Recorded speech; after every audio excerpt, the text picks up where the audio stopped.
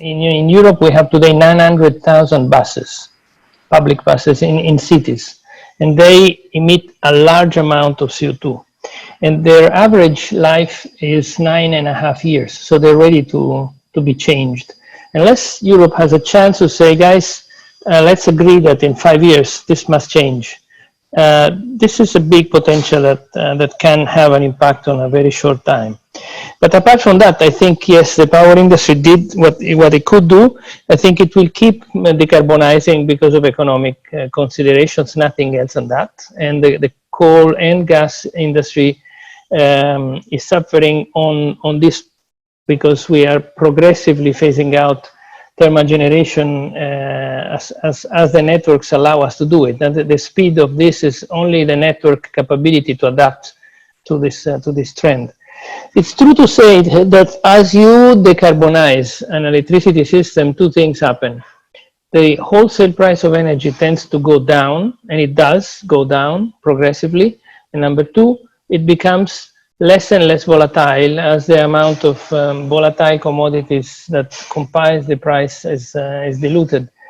And at that point, it becomes interesting to use electricity also for applications that were not conceived at the beginning. So you can use electricity to heat, you can use electricity to move around things with mobility, and you can penetrate this 20%, can grow up to 40, 45% without getting into the hard part of the heavy industrial processes.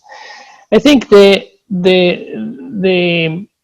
Recovery Fund is a great opportunity to direct investment into things that we want to have, not in old things that we know we have to change already.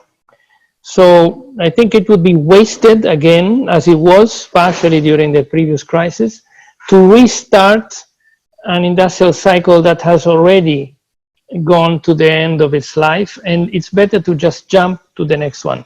So great idea to put back manufacturing into Europe. Storage is a great opportunity.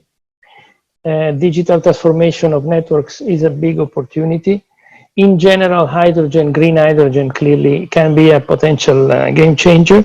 It's a fantastic moment if Europe gets out of this syndrome, which is completely wrong, and I agree with that this is destroying jobs. This is actually creating jobs, much more sustainable, much more resilient, and much more forward-looking jobs than the one we try to defend. You know, we had an issue of the just transition. You remember this hypocritical word.